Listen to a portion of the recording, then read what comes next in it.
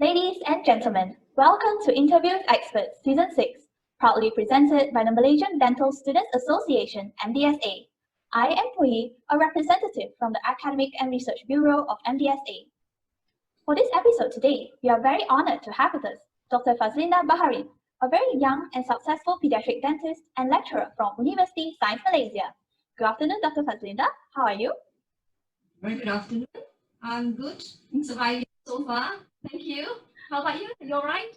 Yeah, I'm fine. Thank you, Doctor. On behalf of MDSA, thank you so much for accepting our invitation to be our special guest today. Without further ado, let's begin by understanding a little bit more about you, Doctor. First of all, could you please begin by sharing about your journey of pursuing dentistry and how you ended up as a lecturer here in USM? All right. Thank you. Before I start, I would like to express my gratitude. Thank you as well for MDSA for having me.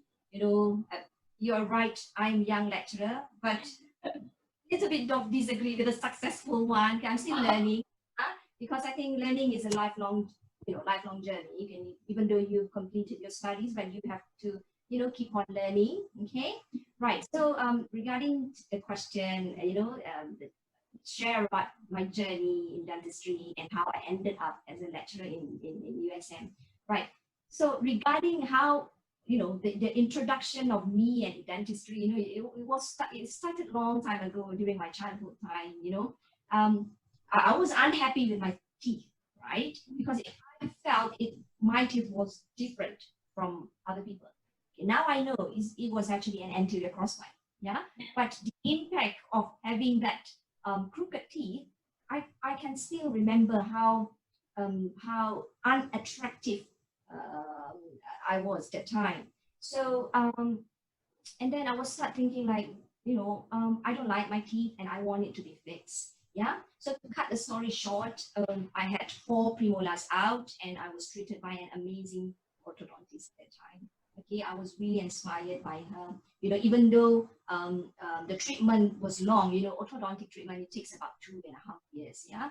But I just kept coming back to the clinic to see her because apart from the treatment that she gave advice on SPM, because I was a student at that time, advice on examination. She gave advice about life, about the attitude, and she was super, super excited when she knew that I enrolled in dentistry. So I joined dentistry in PPSG, School of Dental Sciences, USM, right? And then I think being undergraduate at that time, that was the best time of my life. During undergraduate time, that's when the self-discovery happened. When you are undergraduate, okay, you mingle with your friends, you talk to your lecturers, okay, and then during your clinical years, you start to treat patients, right? So that's when you learn how to build relationship, I would say, okay. And then during the clinical years, when you start to treat patient, right, that's when your empathy and your communication skills bloom, right? And regarding how I ended being a lecturer over here, I think I have a natural leaning towards teaching, right? Both my parents were teachers, they're retired teachers now. And my late grandfather was a teacher as well. Okay, and I would say they were passionate and they really enjoy their job as a teacher. And I really admire and really respect that in that sense. Right. And then when I graduated, I worked as temporary, secondary school teacher as well, and I teach physics. And then I still have those school children, that secondary school children in my Facebook friend list. And That's so they call me Jehong, So I think that's a very good reminder of what I'm doing now, to teach, to share, and to disseminate the knowledge. I see. That sounds really wonderful and so sweet. Well, Doctor, pediatric dentistry is one of the many specialties in dentistry. Could you tell us why did you choose to pursue this specialty, and what's the most fulfilling part of being a pediatric dentist?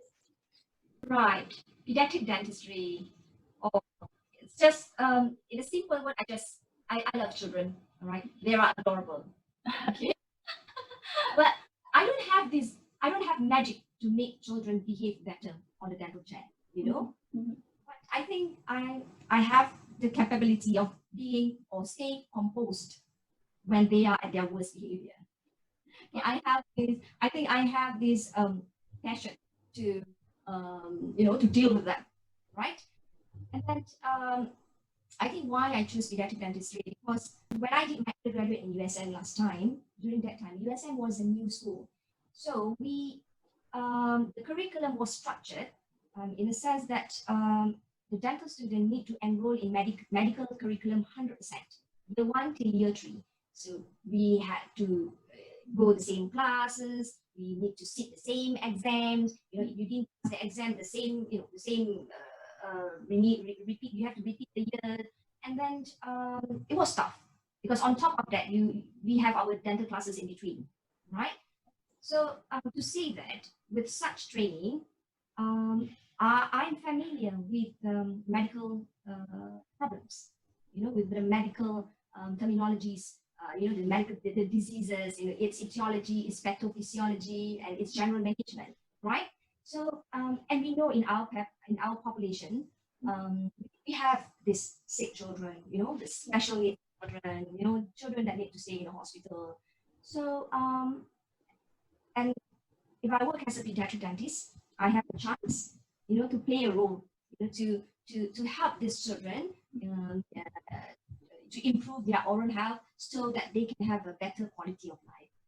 So that's why I joined pediatric dentistry, is because it's so fascinating, and basically like in pediatric dentist, as a pediatric dentist, you do every single thing. I mean, that's the whole dentistry in it. It's just your patient is children. Yeah, and treating children is amazing. It's always interesting. You will learn a lot from your child patient. I see. It sounds really fascinating to me as well. And I believe you would be a great inspiration to those who are aiming to pursue pediatric dentists in the future. So, Doctor, you also completed your postgraduate studies at King's College London. Do enlighten us about your dental school experience in the United Kingdom and the challenges you faced while studying there. Right. Yeah, I had my MSc in pediatric dentistry from King's College London, United Kingdom. Right, the training took 2 years to complete. The challenges, really, while doing the postgraduate in UK, right? I believe the stress is all the same, whether it's local or abroad. Okay, the stress of studying, even undergraduate, the feeling of being a student, being assessed, right. I think it's just the same, okay, the feeling of overwhelm of being a student, right? But being abroad, means that you go out from your comfort zone, okay, and it's away from, you're away from your family, and then you have to live in a different culture, okay, different food, food is everything, right? I am so Asian when it comes to food. Yeah, I eat nasi lemak a lot, things like that. Okay, so it's really, for me personally, is a culture shock to be there. Okay, you have what salad for your lunch? No, I can't. Right. So what I'm trying to say is it's a different way of life, right? That you need to cope while doing your postgraduate studies. Okay, but the advantage of do your postgraduate overseas or abroad is, even though it's a different culture, but you are learning as well, and it is an eye-opener experience, right? You had the opportunity to meet significant people in dentistry in person, right? Last time, but when I was in UK, Professor Jose was my teacher, right? If you know the pediatric dentistry textbook, okay, by Welbury and Jose, okay, so these people, they are significant person in the world of pediatric dentistry or dentistry. And then I had the chance to attend lecture from the late Anderson, Professor Anderson, the dental traumatology. Anderson's wrote a lot of papers and guidelines and books in dental traumatology. All right. So meeting these people, basically, it's just inspire you. All right. you sort of like you got the first-hand information from them. Yeah, it motivates you. It motivates you to be a better and better clinician over time. Right. Not so much on fancy procedures, meaning to say like, oh, well, what fancy procedures did you learn over there? Not so much. I think it's more or less the same in if you're trained locally. All right. It's just you got the opportunity to observe and to see how people abroad or how people internationally work. So I think it's a very, very good experience, and I do advise and recommend those students who want to go abroad to do their postgraduate study. It will be a very valuable experience for you, and I would say maybe it's a once in a lifetime opportunity. You know, you don't go to UK every week. I don't know. Maybe you go to UK for shopping to London every year, but yeah, to me it's a once in a lifetime opportunity to go there. Yes, I do agree. It will definitely broaden our horizons towards not only the dental field, but also in our life as well. And thank you for the valuable insight towards studying in the UK as well. So, Doctor, let's move on to the present. You have various areas of research interest, and Hall's technique is one of them. Could you please briefly explain its usage and relevance in dentistry? And also, what sparked your interest in it? Thank you. Okay, Hall's technique, I love it. Right, I really love it. I do hope you, all the undergraduate students, please learn by heart. No, by heart, it's easy technique. Okay, to read, learn, and understand the technique so that you can perform independently and confidently when you work later on. Okay, because Hall's technique is super easy. All right, I can assure you. Right, Hall's technique is actually a biologic approach for caries management in children. Okay, we do Hall technique in primary molars, not permanent molars, is in primary molars. Okay, well, I don't know, maybe the research is on studies are going on. Maybe we can do it on permanent, but not now. Okay, the evidence now all support Hall's technique in primary molar. Okay, so Hall's technique is a biologic approach for management in primary molars, caries management in primary molars. So what do we mean by biologic approach? Okay, the conventional or traditionally, what I learned during my undergraduate time, when we do caries removal, you must make sure that you achieve caries-free stage. You know, you get your high-speed diamond burr for excess cavity, and then when you want to remove caries, you change it to slow handpiece. The stainless steel round burr, and you remove caries from peripheral before you're touching the floor, yeah? And then you have to make sure it's caries free. What do you mean by caries free? You take your explorer and then you try sort of like scratch the floor or the wall, and if you can hear the screeching, then okay, it's caries free, right? That's conservatively or how traditionally we do. But now the evidence shows that you don't have to do that. In fact, if you keep on removing caries, even though you know it's a deep caries, and you keep on removing caries, there is a risk of pulpal exposure. And once the pulp is exposed, you have to do the necessary step. You know, you have to proceed with pulp therapy, things like that, right?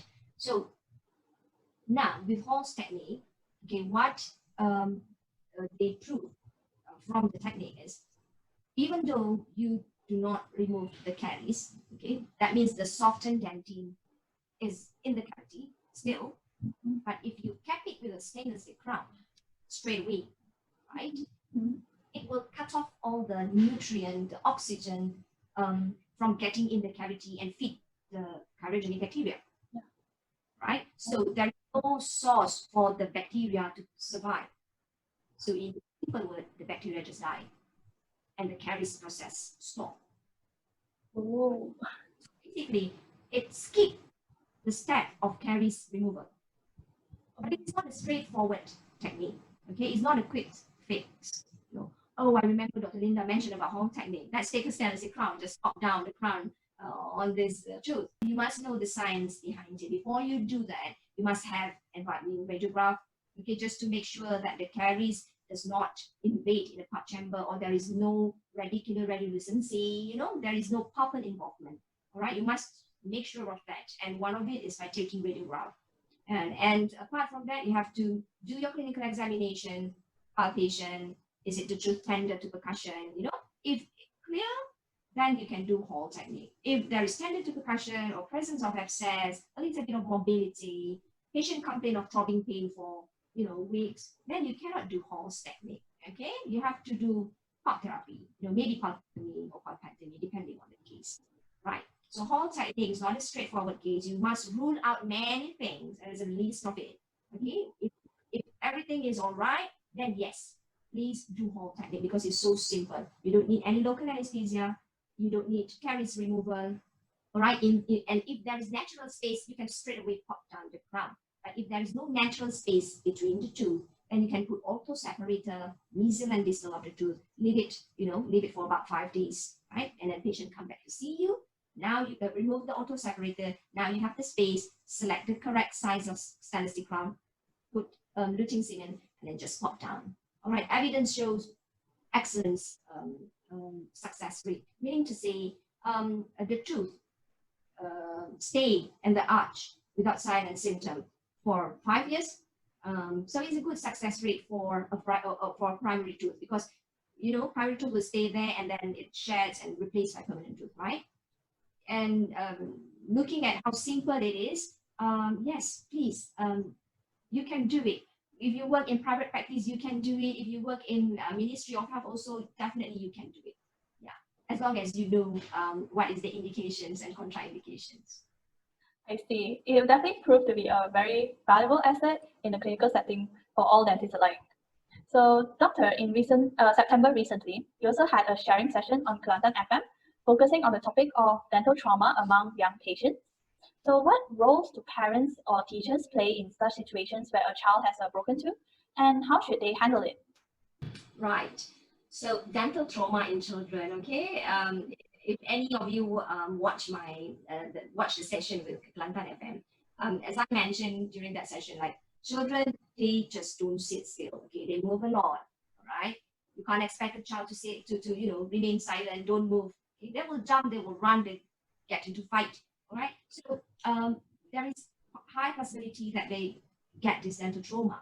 It's just not many teachers or parents know the importance of getting immediate treatment. Okay, maybe they think, oh, it's just teeth, no broken nose, no broken hand, so we can go to see your dentist whenever I'm free. Okay, what we want to emphasize, there are certain categories of classification of dental trauma you need to manage immediately because it dictates the success rate. The longer you wait, there is increased risk of pulp necrosis, for example, right? Enamel dentin with pulp exposure, right? Well, maybe it hurts a little bit. Okay, so the child does not complain. Mom say, wait, I'll bring next week maybe, right? So by the time next week or next 2 weeks, there is abscess already, right? And we have to do complete root canal treatment, for example, right? If, let's say, mom brings the child earlier, okay, potentially we can save the tooth by doing shellac pulpotomy. Yeah, just shove a little bit of pulp and then put some medicament and restore the tooth with composite, compared to root canal treatment, which might need 2 visits. You don't know whether the child is cooperative on the chair or not. Okay, so they don't know about this. They don't know the impact of delay treatment to them. Again, I thought it's just teeth. You just fix it. Okay, it makes difference, especially in avulsion case. That's what I really, really emphasize on. In fact, one of my study, I did assess on the teachers' knowledge, awareness, their attitude towards towards avulsion case. Let's say their students avulse the tooth. So unfortunately, not many know how to manage avulsion. Okay, and they did not know how, and they did not have the courage to reimplant the tooth. Of course, I do understand. All right, even my dear undergraduate final year dental student, they might not be able to reimplant independently, right? Okay, so I do understand in that sense, right? But it's okay if you don't have the courage to reimplant the tooth. But okay, please, we should educate these school teachers. to put the tooth in the appropriate medium storage and bring it to the dental clinic as soon as possible, so the dentist can reimplant the tooth as soon as possible. Because the longer you wait, all right, the lower the success rate, right? And meaning to say there will be more complications later on, okay, such as ankylosing, inflammatory resorption. Okay, so it's important for them to know certain dental injuries which need immediate management. All right, and I think it's our job as a dentist to tell them, because no one will tell them about this. Okay, that's why I try to reach the community by giving advice through radio. Try to reach the community, and it needs a constant effort, not a one-off effort. No one will ever listen. Okay. So, I need my dear dental student as well. When you work later on, you will give talk to the community, you go to school. Okay, please, okay, disseminate the knowledge, share the knowledge with the people, so that they know how to deal with it when it's actually happening in real life. What kind of medium of storage do you recommend to store the fractured tooth? We just don't want to keep it dry, yeah. So if fractures a broken tooth, right, you can store it in milk. Yeah, milk is fine. If you don't have any medium, okay, you can get a cup, right, and spit. Ask the child to spit on the in the cup, all right, and you can put that fragment in the cup. The same thing for avulsion case. There are a number of recommended medium, right? But the most suitable is actually milk. But sometimes you don't have milk in hand, right? So I think so my personal advice would be, the simplest way is just get a container, okay, and ask the child to spit in the container. So the container contains his own saliva, all right? And then you can put the tooth in the container and bring it to the dental clinic. So the dentist will assess the situation. If it's too long, then the dentist might want to clean the surface before, or do RCT, extirpate the part before reimplant. There are a number of ways of doing it. So the dentist will assess the condition, but bring the child to the dental clinic as soon as possible. So regarding the medium storage, I think the most applicable and realistic is the child's own saliva. Oh, that's Because new I to think me. you give fancy advice to the public. You'll get tap water. No, it's easy to get, but no. All right, because tap water, it's just going to do more harm than good, right? So I would not recommend tap water. Instead, just use the patient's saliva. Ask the patient to spit in that container, put the tooth in, and then bring it to the dental clinic. I think that is the most realistic, practical, and the safest way of doing it. Thank you for the advice, doctor. Dental anxiety has always been a thorny issue, and a child's first visit to the dentist is usually the make it or break it factor. So, from your own personal experience as a pediatric dentist, could you share with us some useful tips in ensuring a pleasant dental experience for young patients and in making brushing a much more enjoyable activity? Okay, so pleasant dental experience, especially for those children, their first dental visit, right? So regarding pleasant experience, we have to be pleasant. Right? Be a pleasant dentist. All right. Make sure your dental team is pleasant as well. Your dental setting is pleasant as well, right? So it's easier speak than to be done, right? So I would say, if this is the child's first dental visit, they've never been to dentist before, this is their first visit. Their chief complaint first. It's just a checkup, all right? But most of the time, these children, they come with complaint of pain or dental abscess, okay? Because unfortunately, our people, they only come when they have problem, right? So when they come in, they are stressed already. That's the normal or common situation, right?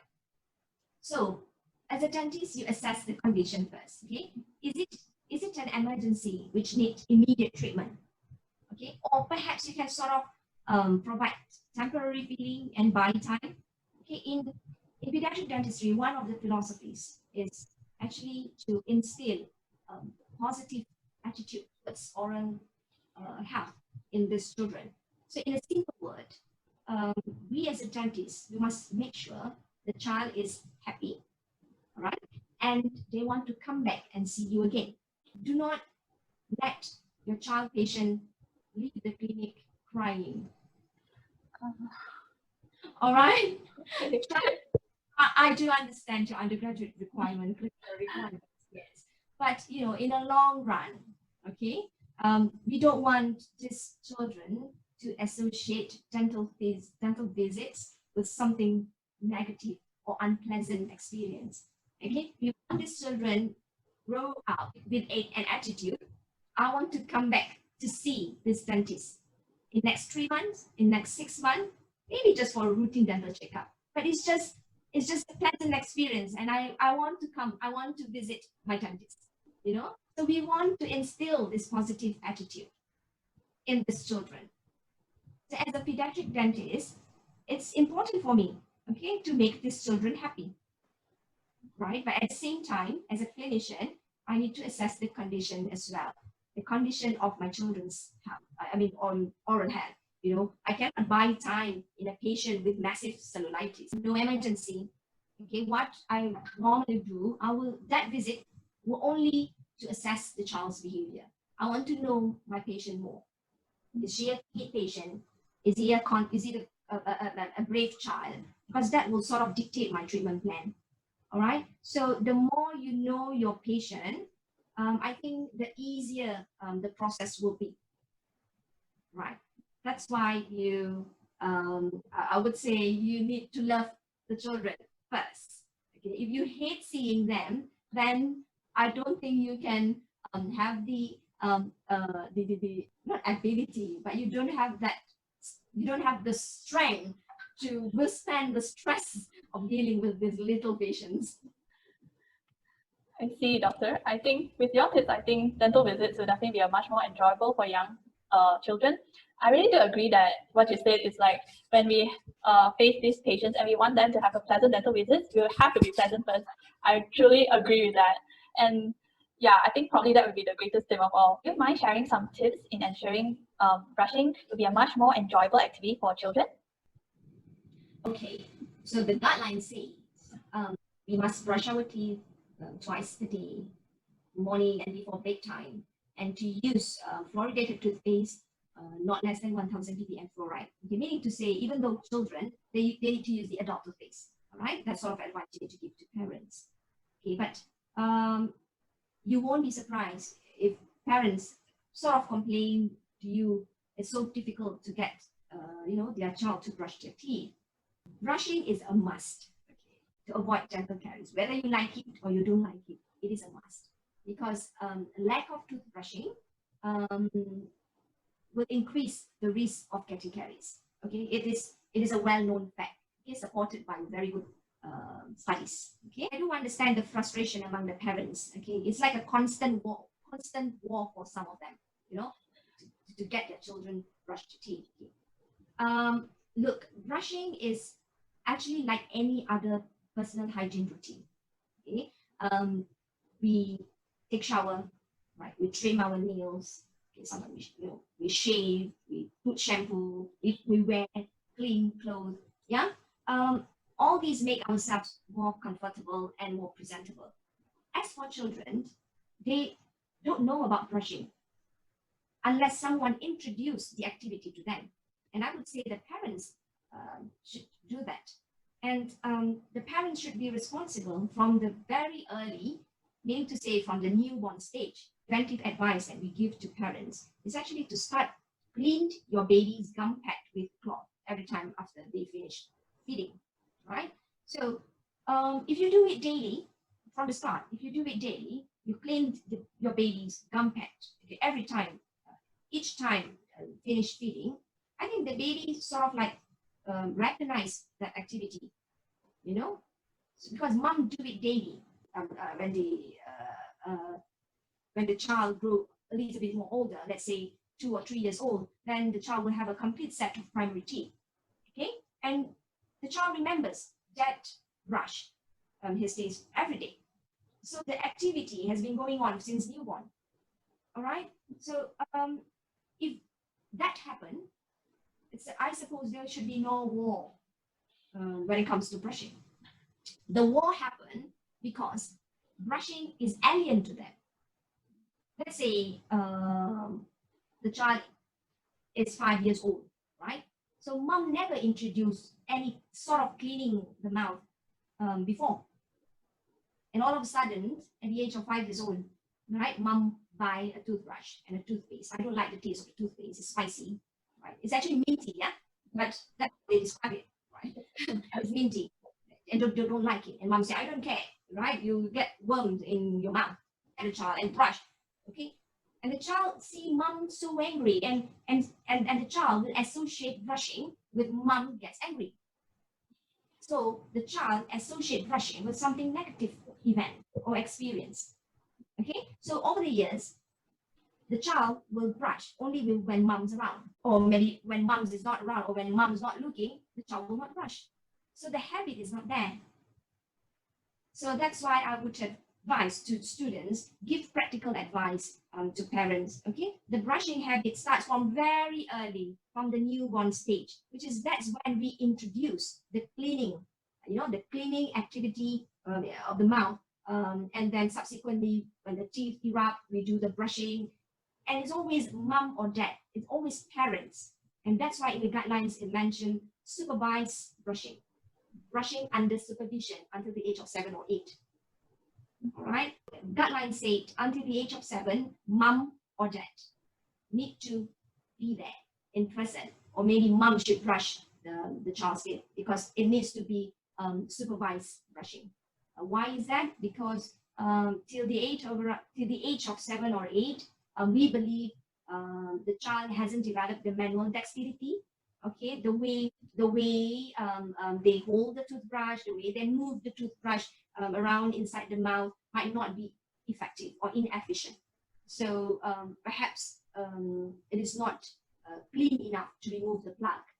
That's why we advise 7 and 8 around that, and younger, mom or dad needs to do the brushing or at least supervise before they can do it independently.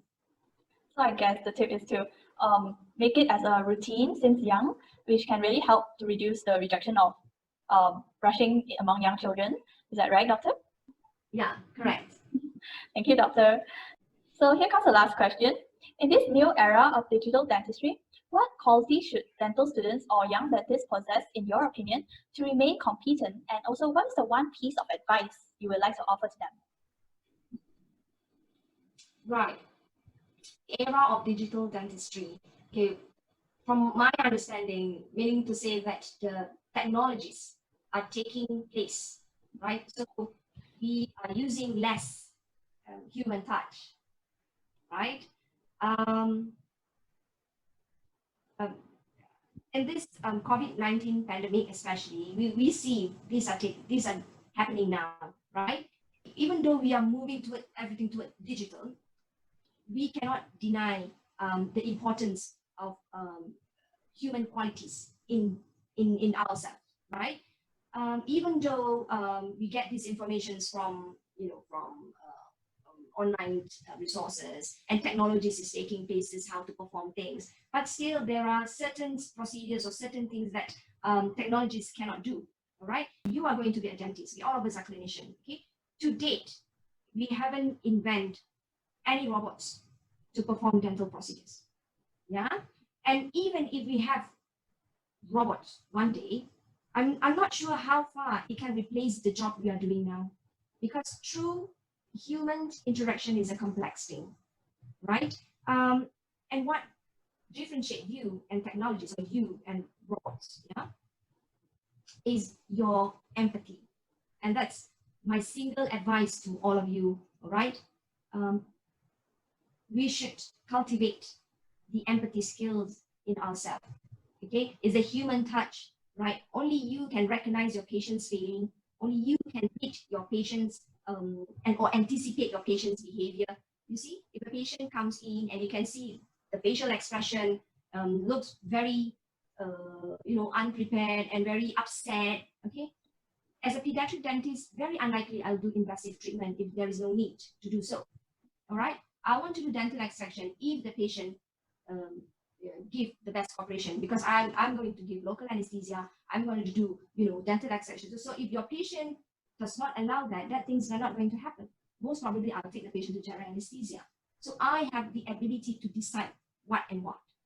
Okay, so I don't think to date, I don't think there is any technologies can replace that. The decision making, the ability to be empathy, So my advice to all the undergraduate students, as a human and as a dentist, I think we should learn to improve our empathy, our ability to understand others, your lecturers, your colleague, your patients, and please participate in discussion, meaning to say, speak up, whatever on your mind, and be a team player.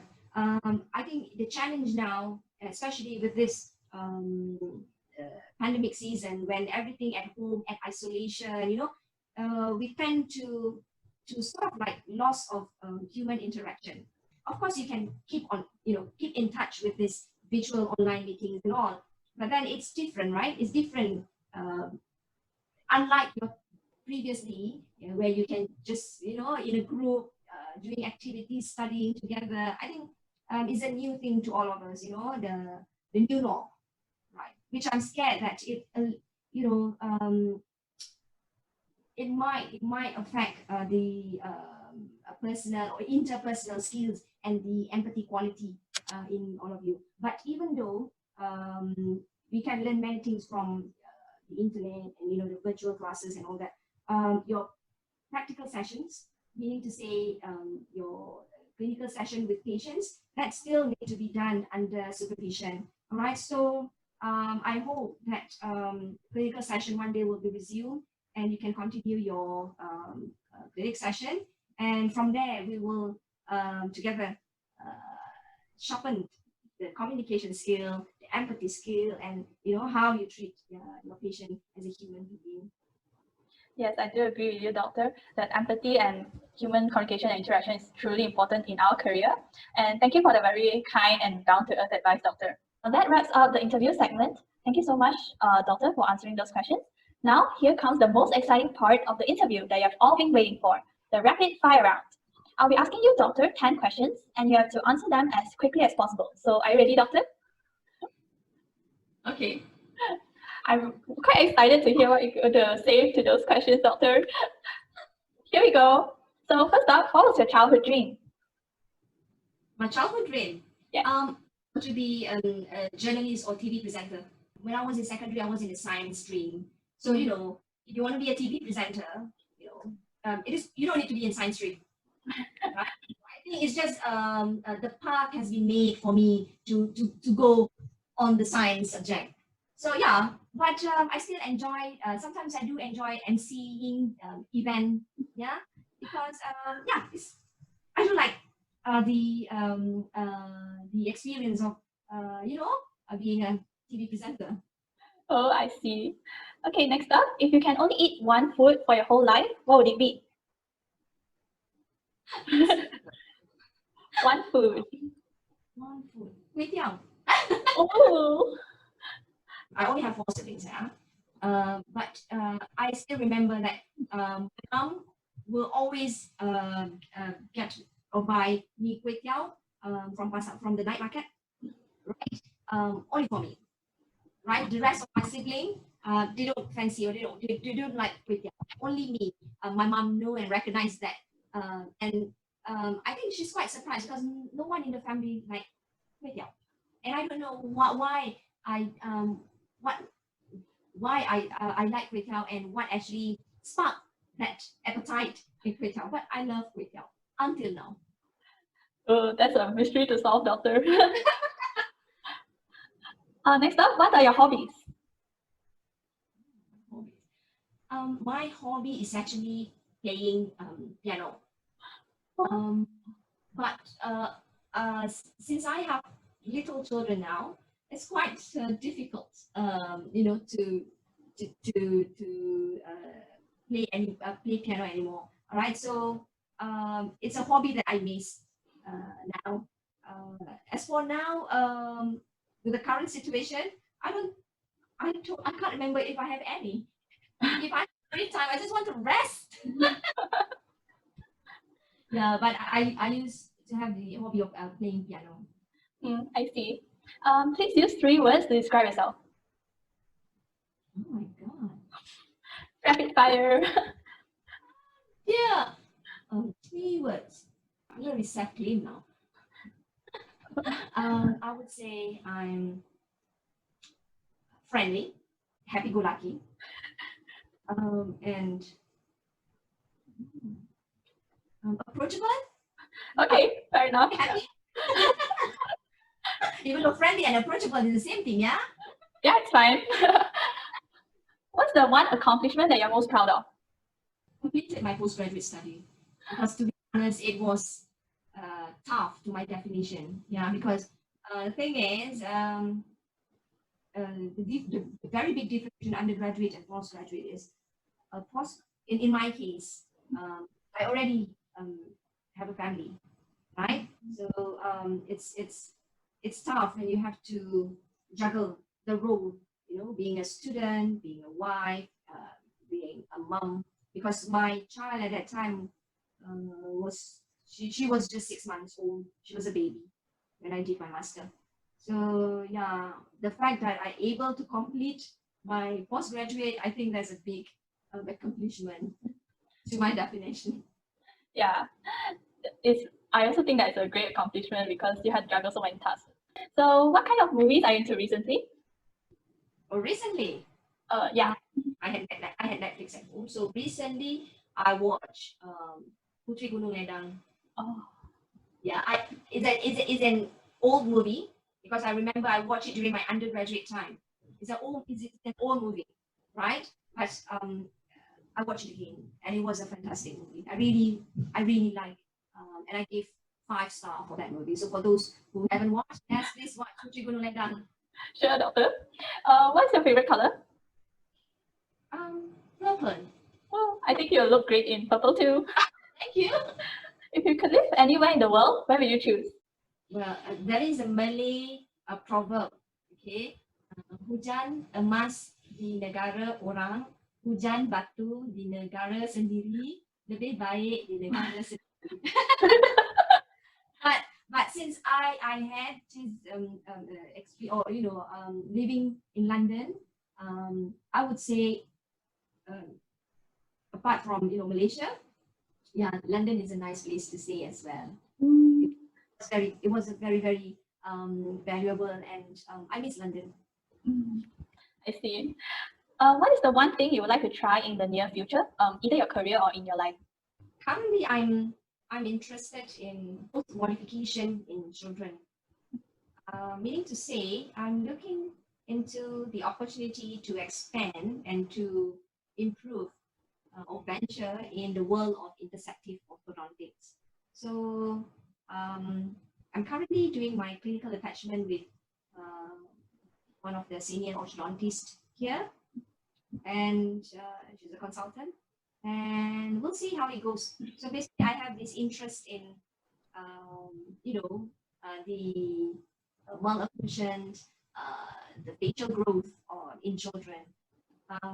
It reflects back at my history, really. I don't like to see children with anterior crossbite. It's just a bad memory for me. So I have this enthusiasm. Like if I see a child with anterior crossbite, I'm going to correct it immediately. Yeah, so that's how I plan to move forward. I would like to venture more in intersective orthodontic, specifically for growth modification. Lastly, please do give a message to your younger self. My younger self? Yes. Oh dear.